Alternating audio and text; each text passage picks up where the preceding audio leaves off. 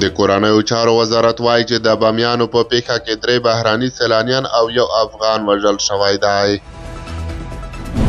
او وروستۍ خبره ده چې پکتیکا کې له پاکستاني لوري سره نښته کې 10 تنو ته مرګ ژوبله اوښتې ده.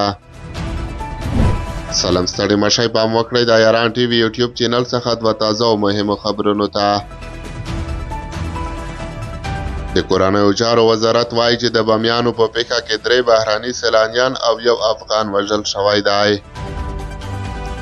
د افغانستان د کورنیو چارو وزارت وایاند عبدالمتین کانی پر ایکس ټولنیزه شبکه خپور کړي پیغام کې ویلي چې پرون جمعه مازدیګر د بامیانو په ښار کې په عامو خلکو ډزې شوي چې له امله 3 بهرانیان سیلانیان او 1 افغان وژل شوی دی.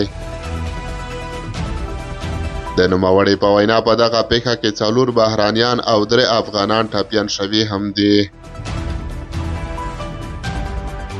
د افغانستان د کورنیو چارو وزارت وایي چې د دغه پیښې په تړاو یې 4 کسه نیولي دي.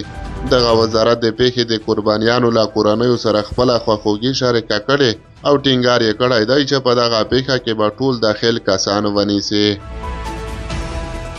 د یادونې ده چې رویټرز خبري اژانس اسپانیا د بهرنیو چارو وزارت په حواله راپور ورکړی چې وژل شوي سیلانیان د اسپانیا هیواد سره تړاو درلود. وروستۍ خبره ده چې پکتیا کې له پاکستاني لوري سره په نښته کې 10 تنو ته مرګ ژوبله اوښتې ده.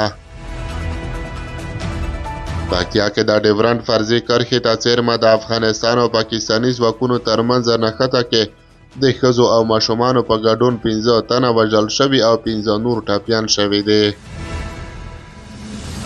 پکتیا کې د ډیورنډ فرضي کرښې ته څیرمه ډیری کورنۍ د نښتې له امله د خپلو مینو پرېښودو ته اړې شوي دي. د قربانیانو د کورنۍ غړی حمیدالله وایي له 3 ورځې راهیسې له پاکستاني لوري مرمۍ دې خواته توغول کېږي چې مالي او ځاني زیانونه یې اړولي دي.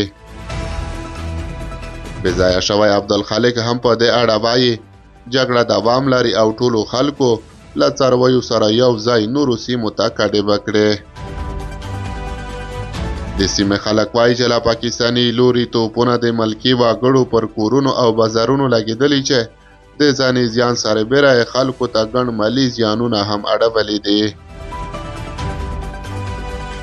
د تېرې اونۍ له دوشنبې ورځې راهیسې د پکتیا په ځاځي اریوب او ډنډې پټان ولسوالیو کې پر ډیورنډ فرضي کرښه د اسلامي امارت ځواکونو او پاکستاني لوري ترمنځ نښتې روانې دي چې دغه جګړه تر ځاځي میدان هم وغځېده.